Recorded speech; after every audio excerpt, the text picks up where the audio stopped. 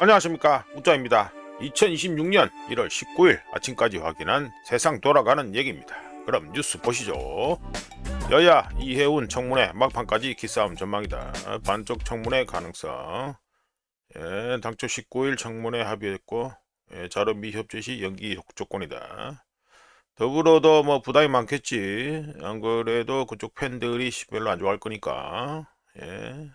국힘은 자료 제출 거부해서 못 열는다. 더불어는 청문회 개최 협조야. 뜨뜻미지근한데.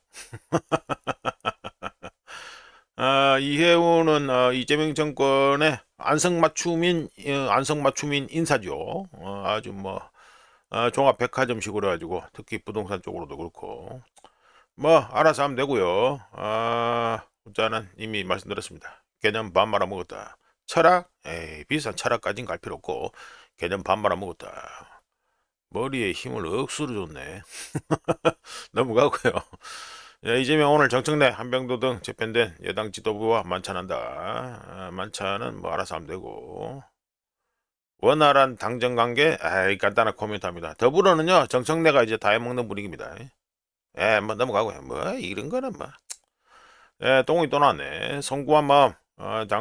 장동혁이 단식 중 첫 입장, 당내 반응은 갈렸다. 징계는 보복 입장 유지. 그럼 소송 걸어라. 소송 걸면 되지 뭐. 친한계 용기 있는 결단, 당권파는 사과한 척. 당권파 요번에 우짜견적으로 예상하기에는 장동혁이 똥운이 해가지고 잘라내고 장동혁도 나가는 분위기로 그러면 딱 아다리가 딱 맞죠. 딱 아주 회피한 결과다 이렇게 봅니다. 한동훈이가 뭐 나와서 이래 뭐 말하고 떠드는데 상황이 여기까지 오게 된 것에 대해서 국민 여러분과 당원께서 걱정을 거치는데 책임 있는 짓은 안 했고요. 뭘 책임 있는 정치인 소리 하고 있냐? 성구하다. 정치 보복이지만 그거와 별개로 드리고 싶은 말씀 있다. 단계 얘기는 해야지. 단계 얘기를 해야지요. 당원 게시판 얘기 해야지. 에이, 당원 게시판, 네 신지호도 이게 또, 아직도 쳐도두고 한다 있네. 단계는 구실에 불과뿐. 아니에요. 단계가 구실에 불과한 뿐이 아닙니다. 지금 이쪽에 돌아가는 판을 잘 아시는 분들은 알고 있겠지만, 단계 이건이요. 지금 소송을 못 거는 이유가 있다니까. 동우이가 웬만하면 소송 안 걸었어요? 소송 다 걸지. 근데 단계 이건을 지금 소송을 못 건다니까. 왜냐하면 지가 당 대표할 때 뭔 짓을 했는가 찝쭈구리한 게 억수 많아요. 그래서 못 건다니까 지금.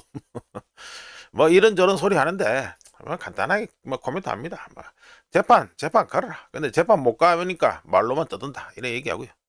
자, 홍라희. 아이고, 관장님 나오셨네. 삼성전자 주식 1,500만 주 처분 약 2조 원 규모. 어이구야. 이거 뭐야? 뭐 이거 아들 같은 거 그러니까 손자지. 손자 그거 뭐 그쪽에 그거 했는데 그거 모이네. 내용도 짧네. 홍라희 관장이 상속세와 대출금 상환을 위해 대출금? 삼성전자 주식 1,500만 주를 처분한다. 신한은행과 삼성전자 주식 1,500만 주에 대한 유가증권 처분 신탁 계약을 맺었는데 2조 850억 규모다. 홍라희 관장이 내야 될 그 상속세가 우짜 알기로 한 12조 원인가? 그된 거로 기억하고 있는데. 예. 금액은 총 금액은 안 나와 있네 여기는. 삼성일가는 2021년부터 5년간 6회에 걸쳐 연부 연납 방식으로 세금을 내고 있으며 마지막 상속세 납부는 2026년 올해 4월이다 되죠. 이것도 뭐 간단하게 코멘트하면 저거 이재명 정권 덕분에 해가지고 주가 올랐으니까 해가지고 덕을 많이 보겠다. 그렇게 얘기합니다. 아이고 홍 관장님, 아이고 돈 많이 뭐 이득을 더 많이 보겠네. 넘어가고요. 국민연금 때려박아가지고 미국 반도체 관세 본격화, 한국 정부 어깨 긴장 속 대응책 모색이다. 반도체 최혜국 약속을 상기한다고? 전략적 대응? 뭔 전략적 대응이냐? 말도 안 되는 소리하고 완전히. 기준점이 대만이다. 미국의 반도체 공장 5개 추가 증설. 이건 대만 얘기잖아. 한국 기업의 부담이다. 이거 뭐 이런저런 얘기할 거 없고요. 아이 미국 반도체 관세는 국가별 추가 협상을 통해 결정하겠다고 밝히고 최근 하워드 러트닉이 대미 반도체 투자를 압박하며 반도체 관세 100%를 언급하기도 해. 미국 측 동향을 예의주시하며 대응 방향 모색할 게 뭐냐 대응 방향을 종미질 인정했고요. 그리고 호구 호구도 인정했기 때문에 뭐 전략적 대응 웃긴 소리라고 봅니다. 뭐 될 전략적 대응 소리라고 하는데 넘어가자. 예, 마구잡이 이거는 웃자가 해가지고 시간이 좀 지났지만 해가지고 뭐 월요일이니까 널널하게 벌써 뭐 5분이네 널널하게 해가지고 요즘 안 그래도 환율이 사람들이 관심 많이 받으니까 해가지고 보니까 기사가 괜찮더라고요. 디지털 타임스인데 예, 마구잡이 정부 환율 대책에 M1 수출 기업만 속탄다 이거죠. 네. 원재료 구매 환차손 불가피 기업 자산 개입에 그렇지 기업 자산은 왜 개입을 하는데 정부가 사실상 달러 셔틀 하라는 말 아닙니까? 확실하게 해가지고 이거 정확하게 얘기하네. 천정부지로 치솟는 원달러 환율을 잡기 위해 정부가 작년 말 2025년 12월이죠. 예, 7대 수출기업 이것도 다 아는 얘기 아는 사람 다 아는 거고 원화 환전을 요구한대. 그러니까 달러를 들고 있지 말고 빨리 바꿔라 이 소리지. 이번에는 중견 중소기업 아이쿠야 중소기업까지도 해가지고 달러 걔안 내라 이 소리지. 예. 불법 자금 흐름, 뭐, 이헌령, 비헌령이야? 예? 지 기준이 안 맞으면 다 불법이야? 예? 너희네 정작 수출 기업들은 원자료 매입이나 현지 투자를 위해 해외에 달러를 보유한 것 자체만으로 정부의 단속에 걸리지 않을까 노심초사하고 있다. 예, 트럼프 이겨 약속한 3,500억 달러. 이거는 우리나라는 좀 뭔가 왔다리 갔다리 하는데 이 3,500억 달러를 갖다가 정부 거하고 합치고 마스크하고 합친 걸 얘기하는 건지 예, 민간 기업들 그러니까 기업들이 해가지고 미국에 투자한다는 것도 있잖아요. 그거 1,500달러 그것도 해가지고 포함시켜 얘기하는 거지. 뭐 정확하게 얘기해야지 이게 뭐예요? 이거 뭉뚱그려가지고 하여간에 대미투자를 비롯해 글로벌 보호무역에 대응하기도 버거운 기업들이 외국 법인이 그러니까 그 회사들 외국 법인이죠. 보유한 달러까지 모두 국내에 들어오라는 것은 억지 아니냐? 뭐 당연합니다. 그냥 웃자는 뭐 동의하고요. 이윤을 추구해야 되는 기업에 손해를 강요하는 정부의 이번 환율 대책이 무리수. 동의합니다. 동의합니다. 이게 뭐 공산주의야 이거? 저거 협상 개떡같이 해놓고 앉아가지고 뒤에 설거지는 네가 해라 이 소리 아니야. 예? 고환율 대책은 나발이고 뭐 지금 끝났어. 우짜가 보기에 이번 주에가 1,480원 널널하게 잡아서 1,480원입니다. 예? 뭐 얘기를 계속하고 있네. 예, 그렇지. 기업들은 달러로 받은 수출 대금을 원화로 바꾼 뒤 다시 원재료 매입을 이게 뭐 하자는 짓이야? 이게 뭐 하자는 짓이냐고. 달러로 또 바꾸는 자체 손실이 당연한 소리 아닙니까 이거? 예? 이게 뭐 말할 것도 없고 뭐야 이병태 에카이스트 경영대 명예교수는 일반 투자자 기업은 물론 정부도 해외에 많이 투자해야 되는 이거 협상 개떡같이 한 거 아니야 이거. 구조적 변화가 생긴 상황에서 단기간에 영향력을 행사할 수 있는 모든 수단을 활용하다 보니 무리수가 나온 게 아닌가 싶다. 기업의 달러 재산도 엄연한 자산인데 정부가 달러 자산을 마음대로 써라 말아라 할 권리가 있는지 의문이다. 동의하고요. 정부의 원화 강세 전략, 원화 강세는 뭐 원화 강세야 전략에 대해 기업들이 신뢰를 하지 못하는 것도 볼 수 있다. 원화 환율이 내려갈 것이라고 기업들이 믿는다면 정부가 시키지 않더라도 원화로 바꿔놓지 않겠다. 그러니까 우자가 얘기한 게 이거 아닙니까? 지금 앞으로 펀더멘털하게 달러가 내려가고 원화가 좋아질 거다 생각하면 당연히 안 시켜도 해가지고 원화로 바꿔놓지 안 그래요? 이런 하여간에 협상 개떡같이 했다니까 그러네. 넘어갑시다. 자 바로 해가지고 유럽으로 갑니다. 유럽 뭐 우리나라 K뉴스나 보나마나 뻔하고 오늘 또 뒤에 떠들겠으니까 유럽 뭐 오늘 뭐 웃자가 어머니 저 약타로 또 저 양사까지 가야 됩니다. 그래가지고 빨리 떠들고 가야 된다. 예, 그래가지고 말씀드립니다. 요 제목은 유럽 천연가스 가격 급등이다 이렇게 말씀드리고요. 유럽 천연가스 가격이 1월 셋째 주에 25% 이상 이거 예, 이거는 20%인데 이거보다 더 올라갔습니다. 25% 이상 급등해 2년 만에 최대 상승폭을 기록했는데 이는 이상 한파 속에 투자자들이 숏 포지션을 청산하기 위해 서두르면서 시장 심리가 변화하고 있기 때문이다 라고 말씀드릴 수 있습니다.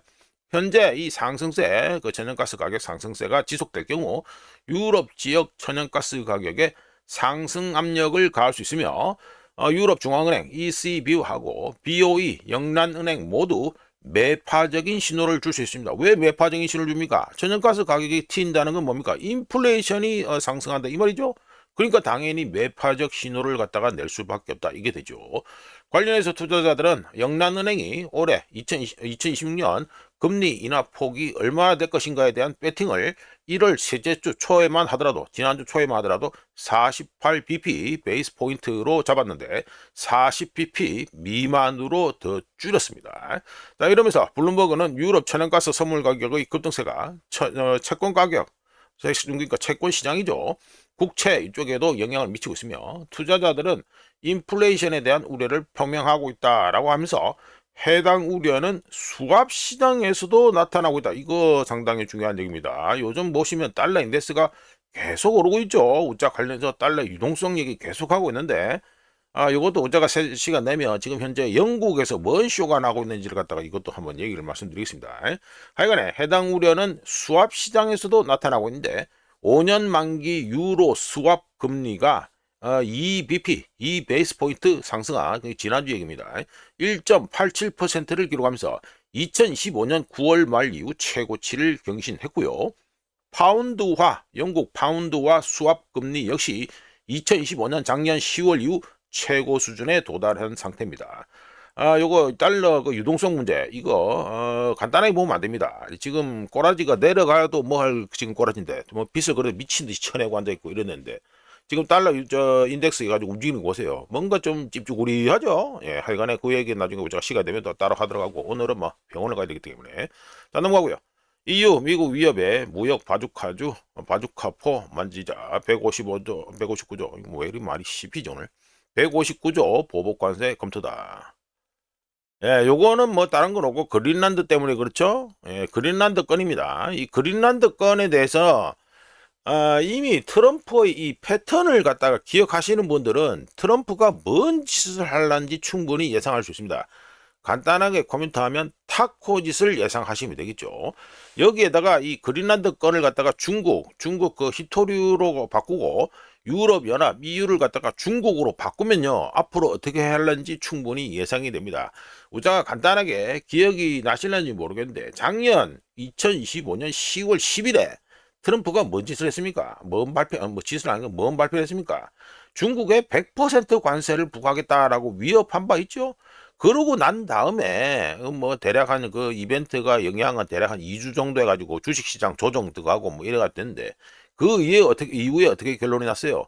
중국하고 일단 임시 합의 보는 거로 끝났지요. 예, 그때 관련해서 우자가 추수감사절 전까지 뭐 쇼가 나야 된다고 베센트가 말했다고 그것도 소개하고 이런 적이 있습니다. 지금 이제 더 중국하고도 임시 휴전 상태로 해가지고 지금 유지되고 있죠.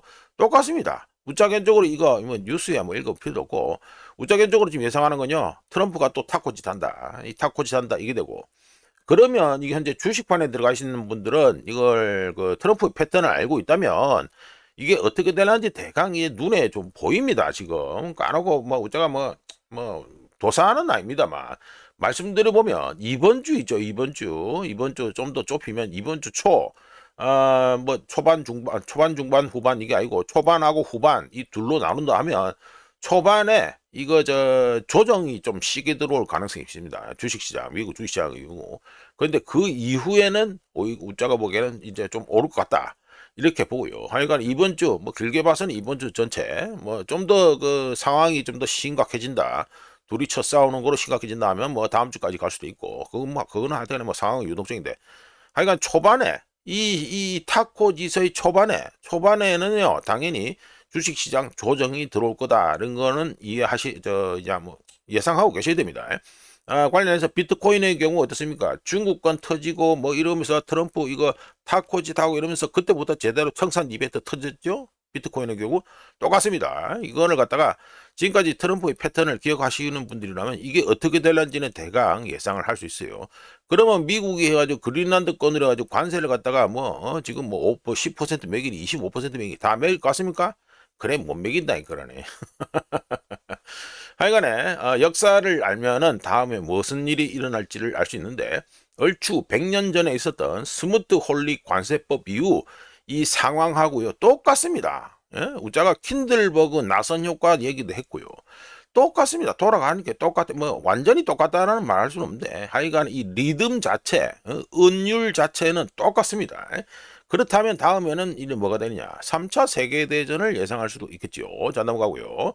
자, 이거는 브뤼셀 시그널이라는 데인데, 뭐 지금까지 못 보신 곳이죠. 예, 그런데 우짜가 이걸 왜 얘기하느냐? 독일, 그 메르츠, 그 지금 현재 총리가 해가지고, 뭐랬냐? 독일이 예, 핵발전소를 갖다가 셧다운한 거는 어마어마한 실수다라고 얘기했다는 거. 이걸 관련해가지고 우짜가 좀 말씀드리려고. 우짜가 뭐 정신병 들어서 자해질하고 있다라고 말씀드렸는데 뭐 계속 주장했습니다. 우짜 개인적으로는 우크라이나전 터지기 전부터 해가지고 이 그린질 뭐 재생 가능한 이 위대한 이 재생 가능한 이거 사기다 구라다 이 얘기를 계속 했었는데 이거 메르츠가 이 얘기합니다. 예, 보시면 메르츠가 코멘트한 거 내용만 우짜가 말씀드릴게요. 예. 예, 원자력 발전, 원 에너지, 뉴클리어 에너지, 원자력 발전을 갖다가 단계별로 해가지고 폐쇄한 것은 심각한 전략적 실수다라고 하면서, 예, 예, 우리는 현재 충분한 에너지 용량, 에너지 발전 용량을 갖다가 확보하지 못했다라고 메르스가 얘기하고 있습니다. 지금 독일의 경우는 정말 미친 짓 한 거예요. 예, 나오잖아요. 이 현재 우리가 현재 그러니까 이게 무슨 말이냐? 에너지 생산, 예, 요게 에너지 생산에 대한 적정 가격 다시 확보하려면 연방 예산에서 이 에너지 가격을 영구적으로 보조해야 된다. 심각한 얘기죠. 돈을 갖다가 계속 시혜를 박아야 된다. 뭡니까 이거 태양광 그리고 풍력 이거 세금 받아 처먹는 이거 세금 블랙홀인 이거 얘기하는 거죠. 예, 이거 얘기하는 겁니다.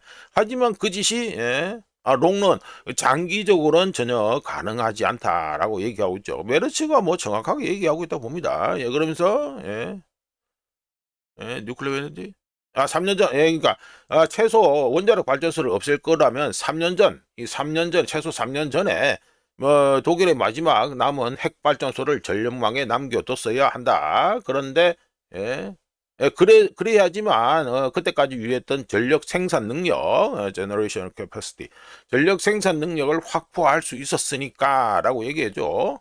so we are 하나. 그래서 우리는 지금 전 세계에서 가장 비싼 그러니까 비싼 그 에너지 전환을 하고 있다. 에너지 트랜지션. 가장 비싼 에너지 전환을 하고 있다. 그러면서 독일처럼 내가 알기로는 독일처럼 해가지고 이런 막대하고 비싼 이 에너지 전환을 하는 국가는 본 적이 없다. 뭐 모른다. 이거 뭐 독일 외에는 없다라고 얘기하고 있습니다. 이게 웃자가 해가지고 지금 이재명 정부는 뭐 합니까? 뭐 아리백 타령하고 자빠지고 뭐 태양광 타령하고 풍력 타령하고 이슈하고 자빠졌잖아요. 그러면서 또 AI 한다고 제가 말씀드렸잖아요. 앞뒤가 하나도 안 맞다니까 앞뒤가 AI가 전기를 얼마나 처먹는데 이게 무슨 이거 간헐적으로 지 꼴린 대로 생산되는 이 태양광 풍력으로 어떻게 감당합니까? 감당이 안 되지. 근데 이걸 그 짓을 왜 해요? 제가 말씀드렸잖아요. 당군 일의 최대, 역대 최대. 그리고 국가의 수익 모델화 말씀드렸잖아요. 그 밑에 누가 있어요 지금?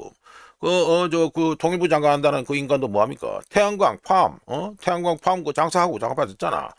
이래서 우짜가 국가의 수익 모델화를 말씀드린 겁니다. 독일 보세요. 이 미친 짓 하다가 이제 메르츠까지 나와서 이 역사적으로 어마어마한 실수라고 얘기하잖아요. 이 짓을 지금 우리나라는 다시 이 짓을 하고 있다. 이미 유럽에서 이미 확인된 이 미친 짓을 갖다가 우리나라는 또 하고 자빠졌다. 잘 돌아간다 진짜. 예, 넘어가고요. 자, 우짜가 이거 1월 10일에 해가지고 지난주죠. 1월 10일이 아니고 1월 16일에 뉴스모험에서 스비아토 히르스크 여기죠. 예, 스비아토 히르스크가 왜 중요한지 어디 쪽으로 중요한지 슬로비안스크 여기 쪽을 갖다가 공략하는 데 있어서 이 유일한 보급로를 갖다가 끊어 먹는데 억수로 중요하다라고 하면서 스비아토 히르스크의 중요성에 대해서 우짜가 1월 16일에 말씀드린 바 있습니다. 물론 이거는 우짜가 1월 16일에 가지고 캡처한 거 그 이미지인데 그냥 그걸 갖다가 말씀드리겠어요. 쓰고 자 업데이트된 거 다른 것도 말씀드릴게요. 지도가 뭐 억수로 넓죠. 보시면 우자가 여가지고 요 표시를 했는데 여기 뭐다 도브로필리아입니다. 이거 포크롭스 관련해서 몇 번 언급한 적 있는 거기 요요입니다. 도브로필리아 이거 참 발음하기 힘들다 이 동네는. 여기입니다. 여기가 상당히 중요한데 그리고 이 파란색 요 우자가 정의 없이 찍찍 끄은 거 있죠. 요게 뭐냐면 우크라이나의 주요 방어선입니다. 주요 방어선이 되고, 물론 이거 뭐 이쪽에도 있고 뭐 콘스탄티노브카 뭐 이쪽에도 있고 이런데 어쩌가 그냥 편의상 눈에 밟히는 거 중요한 거 요거만 아니라 딱 끄어놨습니다. 그리고 요거 뭡니까? 크라마토르스크죠. 자, 말씀드려 보면 도브로필리아 여기를 갖다가 러시아가 점령하면, 즉 우크라이나가 뺏기게 되면 이 전선 전체, 여기가 전체적으로 라인이 이렇게 뜩 잡히죠. 이 방어선 전체가 붕괴되고요. 슬로비안스크하고 크라마토스크 자매 도시, 그 중에서도 우리가 캡처한 데 보이는 거는 크라마토스크인데, 이 전선이 붕괴하면서 크라마토스크 지역 뒤로 해가지고 이 뒤로 전선 뒤로 해가지고 뒤치기 대치기 뒤통수를 때려 맞는 경우가 생길 수 있다. 이게 됩니다. 상당히 중요하죠. 이 뒤에는요, 현재 이 우자가 이 그려놓은 이 방어 라인, 이 뒤에는 횡합니다. 여기는 횡해요. 여기는 뭐 방어선이고 나발이고 없어요. 예, 없기 때문에 여기 상당히 중요하다. 도브로필리아가 상당히 중요하다는 걸 갖다가 우크라이나에 전에 관심 있는 분들은 기억하시는 게 좋겠다 말씀드립니다. 이제 넘어가고요. 자, 요거는 우자가 또 원료니까 업데이트 할 게 있으니까 말씀드려보죠. 주식형 ETF 유입이 올타임 하이를 경신했다라는 얘기입니다. 2026년 1월 주식형 ETF 유입액이 월 평균의 5배, 무려 5배에 달하면서 지난 3개월 동안 사상 최대 규모인 4천억 달러가 유입되고요. 예, 요리 치고 있죠. 4천억 달러 유입되었고요. 이는 투자자들의 위험 감수 성향이 얼마나 공격적으로 변했는지 보여주는 지표라고 할 수 있습니다. 레버리지 롱 포지션 ETF 자산 규모가 지난주입니다. 지난주 기준 1,450억 달러에 달하는 반면에 하락에 배팅하는 펀드의 자산 규모는 120억 달러, 꼴랑 120억 달러에 불과합니다. 뱅크 오브 아메리카에 따르면 현재 투자자들의 현금 보유량은 사상 최저 수준으로 떨어졌다 하고요. 2026년 1월 현재 신용시장은 2007년과 같은 움직임을 보여주고 있는데, 뭐 이 차트 해가지고 보시면 2008년, 2007년 잘 안 보이죠? 예, 근데 지금은 사이즈가 워낙 크다 보니까 그런데 하여간에 지금 돌아가는 분위기, 움직임은 2007년과 2008년에 금융위기 터졌고 2007년과 같은 움직임을 보이고 있으며, 기업 차입이 증가하는 가운데 정크본드 보유에 대한 리스크 프리미엄은 오히려 낮아지고 있는 상태입니다. 자, 이것도 관련해서 1월 10일 뉴스 모음에서 뉴욕 페드에서 발표하는 정크본드 시장 불안정 지수 하이힐드 마켓 디스트레스 인덱스라고 해가지고 있는데, 이거 0.06%로 사상 최저를 찍었다는 소식을 우자가 코멘트를 1월 10일에 해드린 바 있습니다. 자, 넘어가고요. 자, 요거는 미국의 주택시장 매도 매수 격차가 세상 최대 올타임 하이를 또 경신했다. 이게 되겠습니다. 자, 말씀드려 봅니다. 2025년 작년 12월에 미국 주택시장은 매도자, 셀러, 매도자가 매수자, 요거 바이어, 매수자보다 무려 53만 명, 이거 뭐 뺄셈하면 대략 뭐 계산 나옵니다. 53만 명이나 더 많으면서 올타임 하이, 이 격차의 올타임 하이를 갖다가 또 경신했습니다. 중요한 것은 우자가 보기엔 뭐다? 이 단순한 숫자, 숫자 그리고 격차, 이게 중요한 게 아니고 해당 원인이다. 이게 우자가 보기엔 중요하다 보는데, 특히 매수자들이 시장에 들어가는 걸 주저하고 있는 이유가 뭐라고 생각하십니까? 경제성이 떨어지고 그와 동시에 이 주택시장에 대한 신뢰도 역시 하락했기 때문이지요. 주택시장, 미국, 지금 말씀드린 건 미국인데, 우리나라도 별반 다르지 않을 거다라고 봅니다, 일단은. 서울하고 이런 게 좀 튀서 그렇지. 부산도 보니까 또 이제 부동산 튀고 있더라고요. 하여간에 주택시장은 단순히 심리에만 좌우되지 않으며 월 상환액이 가장 큰 영향을 미칩니다. 그런데 월 상환액의 경우 소득 증가율보다 훨씬 빠르게 상승한다는 문제가 있습니다, 미국에서. 우리나라는 어떻습니까? 우리나라는 더 말할 것도 없고요. 먼저 대부분의 구매자들이, 이거 가지고 바이어 구매자들이 주택 구매에 신중한 태도를 보이고 있죠, 미국에서는. 이거 왜 이렇다? 현재 금리 수준에서는 과거와 같은 수준, 동일한 급의 이 집을 사더라도 불과 몇 년 전과 비교하면 매달 훨씬 더 많은 돈을 지불해야 됩니다. 그러니까 매달 내는 상환액이 훨씬 더 크다 이거죠. 월 상환액이 훨씬 많아짐으로 인해 사람들이 리스크, 위험을 감수하는 방식, 이거 패턴, 태도 이런 거에 변화를 가져왔는데 이론적으로는 감당할 수 있는 수준의 월 상환액이라고 하더라도 일단은 심리적으로는 망설이게 됩니다. 여기에다가 현재 경제가 돌아가는 게 어떻습니까? 고용 불안, 채용 감소, 그리고 현재 이 경기 사이클 후반이라는 인식이 전반적으로 사람들 사이에서 퍼지면 집을 사는 거, 구매를 서두르기보다는 주저하게 되죠. 게다가 또 다른 것도 있습니다. 금리 인하 직전 현재 지금 패드가 금리를 인하할 것이다라는 이 배팅이 이번 1월 달은 동결입니다만 어쩌든지 간에 올해 한 2번 정도는 인하할 거다라는 예상이 계속 나오잖아요. 이렇듯이 금리 인하 직전 또는 금리 인하가 예상되는 시점에서 가장 높은 금리로 집을 살려는 사람이 있겠어요, 없겠어요?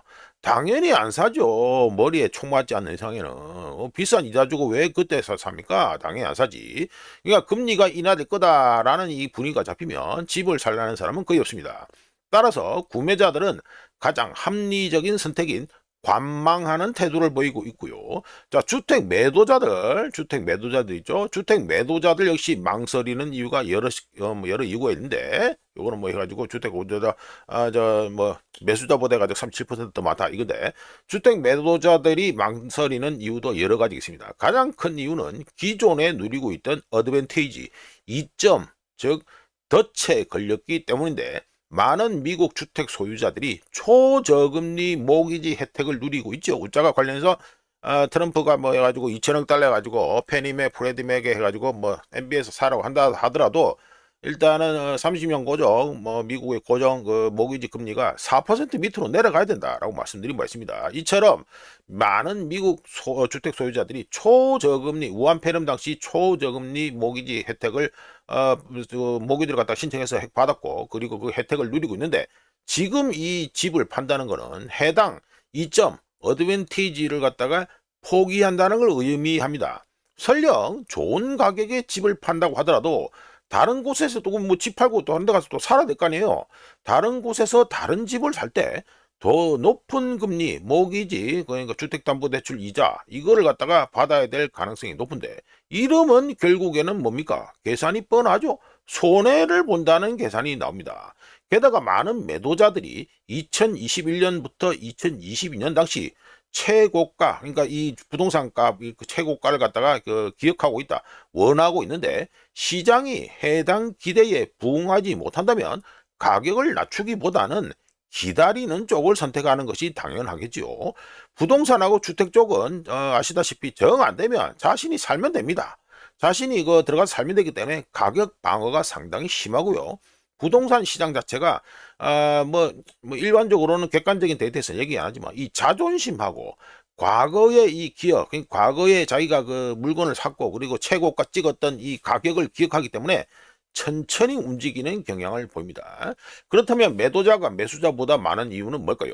어쩔 수 없이 매도를 해야 되는 경우가 있습니다. 어떤 경우입니까? 사람이 살다 보면 큰 병이 들거나 가족 중 누구를 돌봐야 되는, 예상은 하고 있었지만 예상치 못한 타이밍에 일들이 생기고, 투자자들의 경우 유동성이 필요하고요. 그리고 이 건설사들, 여기는 신규 건설 프로젝트는 시장 수요와 상관없이 일정대로 완공이 되어 버립니다. 이런 이유로 매수자들이 망설이는 와중에도 매물은 계속해서 나오지요.